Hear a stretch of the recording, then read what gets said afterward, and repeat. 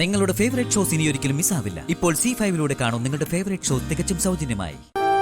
ചെറിയ പ്രശ്നം ഉണ്ടായാലും ഇന്നത്തോടെ എല്ലാം തീരുമല്ലോ എന്നും കരുതി. ഇത് ഇത്രയ്ക്ക് വഴക്കാവുന്നു, കുടുംബ വഴക്കിലേക്ക് പോകുന്നു ഞാൻ കരുതിയതല്ല. എന്തൊക്കെയാ ദേഷ്യത്തിൽ അങ്ങോട്ടും ഇങ്ങോട്ടും പറഞ്ഞത്. സന്ദീപ് എല്ലാം ഏറ്റു പറഞ്ഞിട്ടും ഇതിനും ഇങ്ങനൊരു അവസാനമാണല്ലോ ഉണ്ടായത്. ഇത്രയും പ്രശ്നമൊന്നും ഉണ്ടാവില്ലായിരുന്നു. അവന്തിയെടുത്തിയാ ഇത്രയ്ക്കും കൊണ്ടെത്തിച്ചത്. അതിനിപ്പോ ഏട്ടത്തെ കുറ്റം പറയാൻ പറ്റുമോ? രണ്ടാമത്തെ തവണയല്ലേ വിവാഹ ദിവസം തന്നെ അനയ്ക്ക് ഈ അവസ്ഥ ഉണ്ടാവുന്നത്. അതിന്റെ ടെൻഷനിലും വേവിലും പറഞ്ഞതാവും.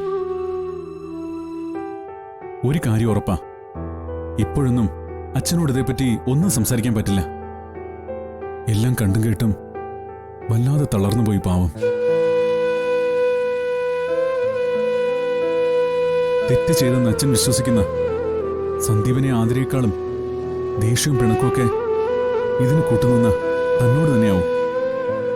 എന്നോടുള്ള ദേഷ്യത്തെക്കുറിച്ചോ പെരുമാറ്റത്തെക്കുറിച്ചോ ഞാൻ ഓർക്കുന്നതിനേക്കാൾ പിള്ളേരുടെ കാര്യത്തില് ഉടനെ ഒരു പരിഹാരം കാണാൻ പറ്റിയാൽ മതിയായിരുന്നു എന്നാ ഞാൻ ആലോചിക്കുന്നത്. അവർക്ക് അങ്ങനെ ഒരു അബദ്ധം പറ്റി.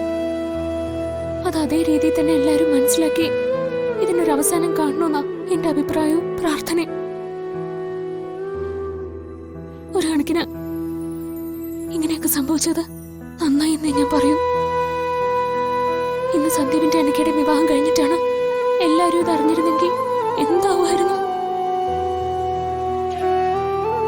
ഇത്രയും പ്രശ്നത്തിൽ നിൽക്കുമായിരുന്നോ? അതല്ലെങ്കിലും ഇത്രയും പ്രശ്നത്തിൽ നിൽക്കില്ല അർച്ചന. ഇതിന്റെ പുറകിലായി പല പല പ്രശ്നങ്ങൾ ഇനിയും ഉണ്ടാവും. ഇവിടെ മാത്രമല്ല, തന്റെ വീട്ടിലും. ഫോൺ വന്നതും ഭീഷണിപ്പെടുത്തിയതുമെല്ലാം അവൻ ആദ്യമേ നമ്മളോട് പറഞ്ഞിരുന്നുവെങ്കിൽ മറ്റെന്തെങ്കിലും സൊല്യൂഷൻ നമുക്ക് കാണാമായിരുന്നു. ഇതിപ്പോ എല്ലാവരുടെയും സമാധാനം കളഞ്ഞു, വെറുപ്പിക്കുകയും ചെയ്തു. അനഘയുടെ കാര്യ കഷ്ടം. ആ കുട്ടി ഇതൊക്കെ എങ്ങനെ താങ്ങുന്നു ആവോ? പിന്നെ താനെന്തായാലും ഇപ്പോ തന്റെ വീട്ടിലേക്ക് ഫോൺ ചെയ്യാൻ നിൽക്കണ്ട. ആദരെ വിളിക്കുകയാണെങ്കിൽ താൻ ദേഷ്യപ്പെട്ട് സംസാരിക്കുകയും ചെയ്യരുത്. അച്ഛന്റെ സ്വഭാവ വ്യത്യാസങ്ങളോടൊപ്പം മറ്റുള്ളവരുടെ കാര്യം കൂടി ശ്രദ്ധിക്കണം. അവന്തികയെടുത്തിയോ അനഘയോ വന്ന് എന്തെങ്കിലും സംസാരിച്ചാലും താനൊന്നും മിണ്ടാൻ പോണ്ട. നമുക്ക് എത്രയും പെട്ടെന്ന് ഇതിനൊരു അവസാനം ഉണ്ടാക്കണം. അത്രേ ഉള്ളൂ.